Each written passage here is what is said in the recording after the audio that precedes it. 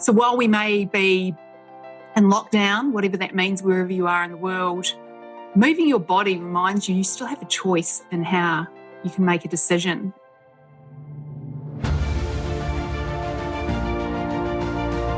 Hello and welcome to the Daily Helping with Dr. Richard Schuster. Food for the brain, knowledge from the experts, tools to win at life. I'm your host, Dr. Richard. Whoever you are, wherever you're from, and whatever you do, this is the show that is going to help you become the best version of yourself. Each episode, you will hear from some of the most amazing, talented, and successful people on the planet who followed their passions and strive to help others. Join our movement to get 1 million people each day to commit acts of kindness for others. Together, we're going to make the world a better place. Are you ready? Because it's time for your Daily Helping. Thanks for tuning into this episode of the Daily Helping Podcast. I'm your host, Dr. Richard. We've got a great guest to share with you today. Dr. Sarah McKay sums up her research with the words nature, nurture, and neuroplasticity. She's a neuroscientist and science communicator who specializes in translating brain science research into simple, actionable strategies for peak performance, creativity, health, and well-being. As the director of the Neuroscience Academy, Sarah offers training in applied neuroscience and brain health for helping professionals. She authored the popular science book, The Women's Brain Book, The Neuroscience of Health, Hormones, and Happiness, which explores women's health from womb to tomb through the lens of neurobiology.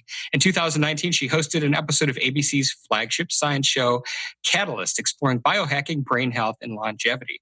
Later this year, Sarah will take part in Homeward Bound, a Women in STEM leadership expedition to Antarctica. She's been featured in print media such as the Wall Street Journal, The Guardian, and Sydney Morning Herald. She can be seen or heard on SBS Insight, ABC Radio National, ABC Catalyst, and Channel 7 Mornings. Sarah, welcome to the show. It is great to have you here on the Daily Helping. Oh, thank you very much. It's a privilege to be chatting to you.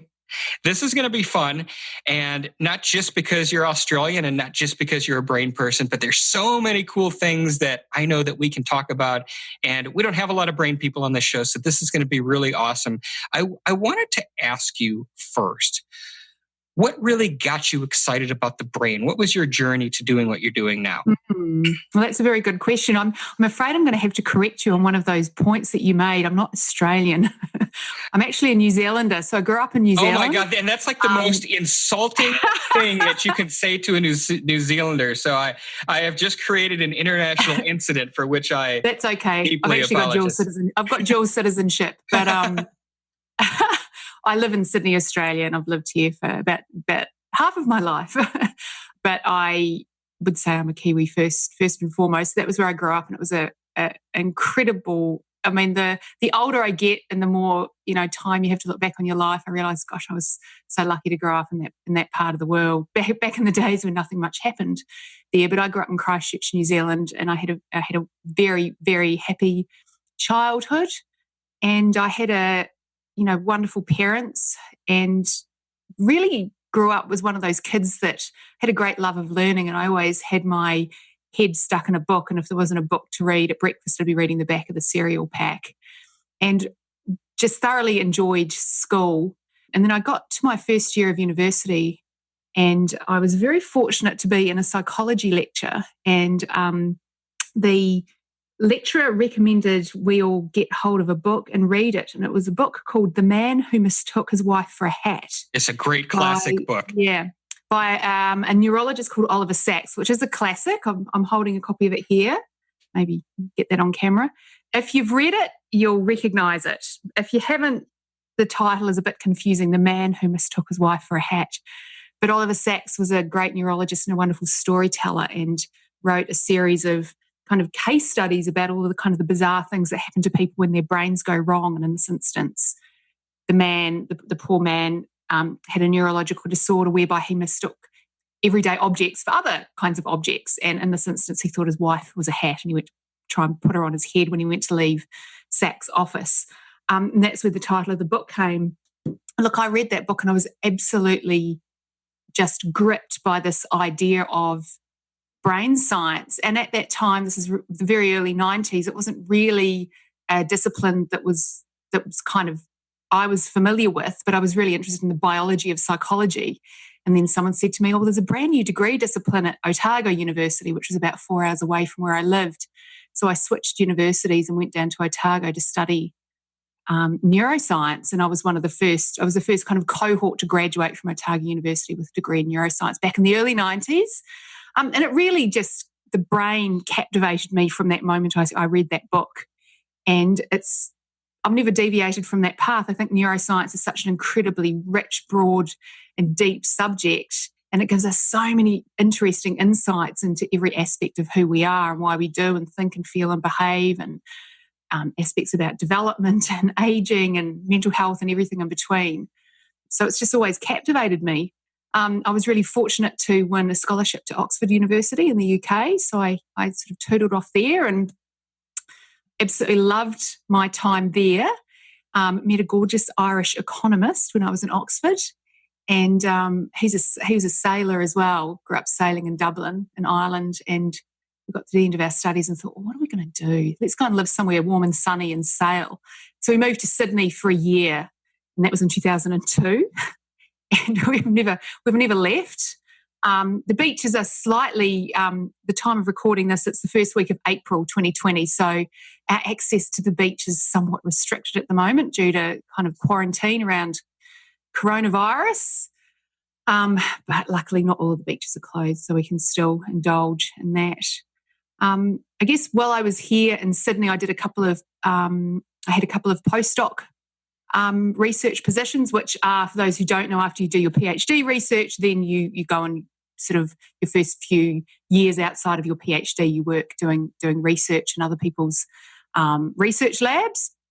But I started to still loved every aspect of science, but getting very frustrated with academia and having to write research grants and having to narrow my focus down so much. And I think expertise is a wonderful thing and it's what we absolutely need. But for me, I got FOMO. I felt like I was missing out on learning everything that there was to know instead of focusing down on one tiny little path of research. So I decided after many years of soul searching to hang up my lab coat. And I 12 years ago now, set up a science communications business, which is now called Think Brain. And I get to indulge in neurobiology, but share what I take from that research and what we can take from the lab and make useful in other people's lives. And I do that, through speaking and not speaking on the stage live right now, but speaking and writing and podcasts. So it's wonderful. I've always, kind of had a very clear idea of what interested me, and I'm lucky that it's carried me through 25 years of my career. Outstanding. You are one of countless people who have said the same exact thing about academia and how much happier they are once they've vacated that and really just been able to pursue their own ambitions without really the restraints. I wouldn't say happier. I would say I feel like I can now write my own kind of career story. I was frustrated with the gatekeepers and the restrictions within academia, but at the same time, it was a wrench, and I still miss the people I was surrounded with, really smart, passionate academics and scientists, and I miss just being surrounded by my people all the time. Yeah. Well, I get that for sure, but you are free now doing your own thing. And I know that you have some expertise in nurturing happy, healthy, high-performing brains, which everybody listening to this show is excited about, especially now with what's going on in the world. So from the perspective of a neuroscientist, give us some gold nuggets, give us some bullet points and some guidestones on things that people should be doing to keep those brains happy and firing on all cylinders. Yeah, I think it's always really useful if we're talking about what can we do to promote mind and brain and body health, because really they're all the same thing in many ways. I always kind of place the brain in the middle and think, how can we approach brain health in 3 different dimensions from the bottom up? So how can we nurture our body and our biology to keep our brains happy and healthy? How can we nurture our brains from the outside in? Our brains evolved to move our bodies through the world and interact with the world and perceive and sense the world. So the outside world is fundamental to who we are. So what can we do to nurture our brains from the outside in. And then finally, kind of the hardest sort of slippery ball to hold on to was how can we nurture our brains from the top down in terms of our kind of mindset, our thoughts, our emotional regulation. So if I had to choose, how many, two or three factors from the bottom up, the outside in, and the top down, maybe they would be useful. Maybe is 9 too many? I don't know, but this gives us a bit of a framework to break it down. So if I'm looking at how can I, stay happy and healthy and kind of moving forward and taking action, especially right now where we're faced with this massive degree of uncertainty. We all have a different level of tolerance to uncertainty. Some people can't stand not knowing what's happening next, and other people are kind of a bit more cool in the face of uncertainty. And right now, I guess that's what we're all facing, and is perhaps at the root of a lot of the anxiety a lot of people are experiencing right now. If I was to make some bottom-up recommendations, they're the basics. They're what your mum tells you. Make sure you get enough sleep. I think sleep's our superpower right now. I love sleep's my superpower, my top number one skill. My husband's always going on about how I could just sleep forever. Try and get as much sleep as you can when it's dark at night. And I take an afternoon nap most days, but just a short power nap. When I feel a bit dozy in the afternoon at about 2:33, I'll take a 20-minute power nap. I don't let myself fall into deep sleep, so it doesn't disrupt my night's sleep. People who proactively power nap, they nap in a very strategic way in the afternoons. I don't think I've met anyone who does that who doesn't also sleep very, very well at night, because it forms a lot of positive associations with sleep. And I think that one of the most boring topics in all of health is nutrition. Just eat more vegetables and don't eat too much crap, and try not to eat too many Easter bunnies. I'm on about my 10th chocolate Lindt bunny at the moment, and I'm drinking too much wine at night, but that won't last. It's just kind of getting through at the moment. That's just ignoring or dulling or trying to cope with the various emotions that I'm managing right now, as we all are. But we all know the kind of way that we should nourish our bodies. I'm not going to get too much into that because I think it's kind of boring. Move. We've got to keep on moving and exercising our bodies. And I think it's really important not to think about this not just for fitness' sake, because of course we need to all stay physically fit and healthy, and that reduces our stress and it promotes mental health.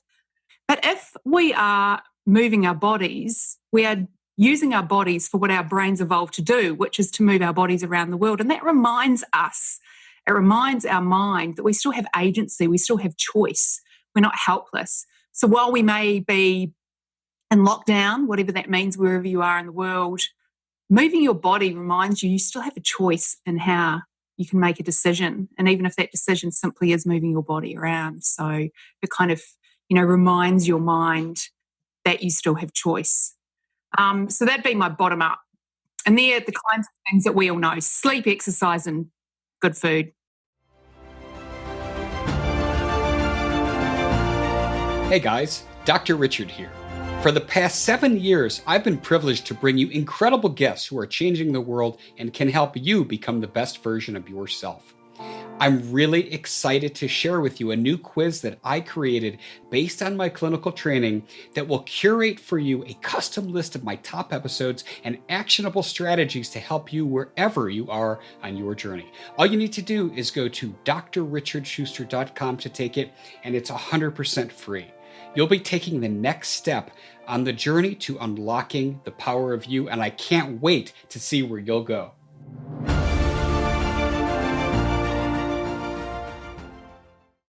Is there I'm curious about what your research has shown on exercise. Is there a sweet spot in terms of how much exercise in a day somebody should get involved in for optimal brain health? That's really interesting. There is some research that's come out in the last few years. A meta-analysis was done of a whole lot of different types of ways in which we can exercise, that was looking at what is the best way to promote mental health. So it was looking at rates of depression and anxiety. And it was looking at how many times a week, what type of exercise, and how long each type of exercise you should do. And it looked at everything from tennis to running to gym classes to cycling. Interestingly, the sports the forms of exercise which tended to have the most benefit on mental health were ones that were more social. Right now, that's really hard. But a game of tennis is probably a little bit more fun for most people than going and working out alone, lifting weights. So it's kind of hard there to tease out the social aspect of the sport. It was sort of three or four times a week. Once you sort of hit 6 or 7 times a week, the benefits sort of started to level off. So you saw more and more benefit the more times a week you exercised, until you kind of got to about 5 times a week, at which point I guess your body wasn't getting that time to recover and repair. And then the amount of time was kind of between half an hour and an hour of exercise. Okay. But I mean, honestly, you've got to find something that you enjoy doing and that you're going to be able to keep on doing. Absolutely. All right. So we got your 3 there. So sleep, exercise, and lay off the wine. Good nutrition. Lay off the wine and the chocolate bunnies. Yeah, that's all the stuff we know. Right. I think outside in is really interesting because a lot of people. I live in the middle of the bush, looking out over the ocean where I live, and spend as much of my time outside as I can. I've got a really outdoorsy. My kids are really outdoorsy. We spend all of our time outside. So this whole staying at home thing is an incredible stress to us. We're not worried about the virus, but not being allowed to get outside and play for us is just torture. I think a lot of people have become very, very disconnected from nature. It's almost as if we humans think that we're just so special that we're not part of nature anymore. And we evolved on this planet that spins on its axis and rolls around the sun every 365 days. And I think that we have lost our ability to honour that. We spend far too much time inside consuming artificial light, and then we might go home at night from our offices and continue to consume artificial light at night time. It's very interesting. You know, we know that Apple and Google have made a big deal about having these functionalities on our phones that remove the blue light, so that I can't. But you keep looking at them. Right. But I mean, like, just putting them down. for many of them at our, the phones, after it's like, I think they sync to the clock time of actual sunset in your local area. But it's interesting that, part of our brains are responding to that chroma shift, moving away from the blue light that's part of daytime, more towards, the reds and the oranges that coincide with we don't need to rely on a device to do that, because the spinning of the earth does that for us every day anyway. I think as well, along the lines of that kind of outside in, is we talk about nature, and it's so important to be connected to that in whatever way you can be right now. I also do quite a lot of botanical illustration and watercolour paintings of like leaves. It's just a little sort of hobby of mine. That's just, I find it is quite soothing and calming, quite mindful. And it's also a way of keeping connected with nature. I think one of the other most important things that we can do, and right now it's a challenge for a lot of people, is the importance of other people, the other people out there in the world, just not the nature, but the other people out there that we connect with. There's a researcher here in Australia called Alex Haslam, who works up in University of Queensland, and I interviewed him last year in this science documentary that we were doing, and he had this wonderful line in there where he said, illness loves nothing more than to get its teeth into a lonely person. And we understand that when people are isolated or they feel alone, they feel isolated, whether or not they actually are physically isolated or socially isolated. It's that feeling that you get if you feel that you're alone. And I think if I had to choose one other outside in, besides kind of nature and other people, maybe I'll just leave it at 2 for outside in. How's that? Okay.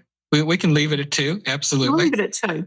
All right. So we've got our outside in, and we've got nature, and we've got social people hanging out. With, hard now, but we got Zoom and we've got FaceTime and all of these things that allow us to at least see our friends and loved ones. And then we've got the diet and the exercise and the sleep. Yep. So we've got bottom up, we've got outside in, and the last, they're harder to hold on to. As I say, it's like a slippery ball. You don't quite know how to grasp hold of it. And that's top down. So what can we do to promote our brain health, our physical health and well-being, when we look at our thoughts and our mindset and our emotions? One of the nutrients that our brain needs is intellectual stimulation and engagement. Now, that's not simply going to university and studying neuroscience. That's just continually challenging and growing and extending your kind of intellectual capabilities. The more we ask of our brains, the more they will kind of repay us as we go through the lifespan. So I think we need to be thinking about how we can sort of stay intellectually engaged and cognitively challenged throughout the lifespan, and to especially people who are getting through to the end of perhaps their working lives. Lots of people get very excited at the prospect of retirement. Other people couldn't think of anything worse. And I do think we need to continue to find ways to intellectually stimulate ourselves, because we have some very, very clear evidence that the very process of kind of thinking and being engaged is using the brain for what it evolved to do, which is to think. I've seen quite a bit of research around that exact topic, to where people that retire, that just sit around and watch TV, actually have a higher prevalence rate of dementia diseases than those that are constantly reading. I have heard it being said that retirement can be neurotoxic. I think that's quite extreme language, saying retirement is neurotoxic. But I think if you are retiring and then you're going to sit down and you're going to watch crappy TV, I mean, there's some really great TV out there these days, but you're kind of not asking anything of your mind anymore. I want to jump back into the cortisol piece, because a lot of people are familiar with cortisol, and it's a stress hormone. But talk to us specifically about what prolonged cortisol can do to your brain. Yeah, well, so cortisol is one of it's kind of like the second responder almost when we are challenged or threatened by something. We tend to use the word stress as a bad thing. That's not necessarily a bad thing. A little bit of stress is probably a good thing. If we didn't have a little bit of neural kind of tension, you and me wouldn't have managed to have this podcast conversation at the right time. So a little bit of stress that we can experience and recover from reasonably quickly is never going to be a bad thing. The stress levels that we measured in the old folk in the old people's home, it was interesting. The very first day of the choir, we brought them all together. We measured the baseline stress level at the beginning before they walked into the room, and at the end of the hour when they'd been doing their singing, and everyone's stress levels went up quite significantly because they were in a new situation, a new environment with people they'd never met before, doing something new. And so, yes, that increased their stress levels of cortisol, but it wasn't necessarily a negative stress. It wasn't a negative stress. It wasn't prolonged, and it wasn't excessive. It was just an event that was something new and different for them. And so our bodies have evolved to be able to respond to new and different events, and it kind of places us in a good biochemical, physiological position to be able to cope.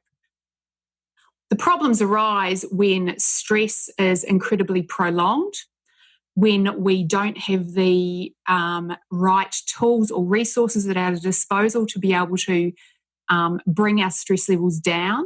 There are a couple of physiological tools that we can use, and there's also social tools that we can use. So if a group of people looks at a stressful event and thinks, how is this affecting me individually, that is far more stressful than if as a group we go, how is this event affecting us and how are we going to cope? So we have very, very clear data that when people remain socially connected and they look at a challenge being faced as a group, that is going to lower their levels of cortisol far more so than when someone is facing a challenge individually. Makes perfect sense. Sarah, this has been awesome, and you've given us some really good tips that we can use, especially now with what's going on in the world. As you know, I like to wrap up every episode of my show by asking my guests one single question. That is, what is your biggest helping? That most important piece of information you'd like somebody to walk away with after hearing our conversation today?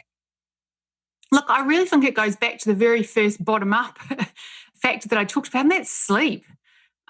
Without even one good night's sleep, everything else it's a bit of a domino effect. Everything else sort of starts to fall down. It's harder to exercise. It's harder to be emotionally regulated. It's harder to connect socially. We're not going to eat as well. We're not going to have the energy to go out and take a run or connect with the world. So I think finding ways to honour the fact that we are these biological organisms that evolved to function best in a light-dark cycle, that's kind of the best way that we can help ourselves. And if anything else, it's a really lovely way to pass time. Absolutely. Well, I appreciated that information. I know everybody listening to this does. Tell us where people can find out about you and your work online. Yeah, I am in the middle of giving my website a massive makeover. Not even just a facelift or a new hairstyle, a complete makeover. So the links that I give you now will probably track through to the new site. I'll give you a great link that people can go away and they can download a brain health toolkit that will help them kind of unpack a lot of these bottom up, outside, and top down sort of tips for happy, healthy, high performing brains. If they go to drsarahmckay.com/toolkit, you'll be able to download my brain health toolkit. That'll give them lots more kind of to sink their teeth into and to kind of keep that mind ticking over. You can also find me on Instagram, although I'll have to look up my own Instagram handle. I think it's Sarah Marie with 2 E's McKay. I'm clearly not all over social. I'm not one of those Insta chicks all over social media. Sarah Marie with 2 E's McKay on Instagram, but you'll be able to, if you just Google Sarah McKay, neuroscience as well, I'm all over the internet. You'll find me in all kinds of interesting places. Beautiful. And for you Americans listening to this, like myself, who would have totally butchered her name otherwise, that's drsarahmckay.com. Sounds like McKay, spells like McKay for us Americans over here. You Americans. Well, Sarah, we're going to have all the links to everything Dr. McKay in the Daily Helping show notes for your episode at our website, as well as in the Daily Helping app. So everybody will be able to get their hands on that brain toolkit. But I want to thank you for coming on the show today, especially now the world needs things just like what you've got. So thanks for coming on and sharing some great tips with us today. You are very welcome. And I want to thank each and every one of you as well who chose to listen to this episode. If you like what you heard, go subscribe to us on Apple Podcasts and leave us a 5-star review, because this is what helps other people find the show. But most importantly, do something nice for somebody today. I know we're all stuck in our homes, but we've got the internet and we've got Zoom and we've got all of these tools where we can connect with people. Maybe somebody you haven't talked to in a long time. Tell them how much they mean to you. Do something kind for somebody else. Post it in those social media feeds using the hashtag MyDailyHelping. Because the happiest people are those that help others.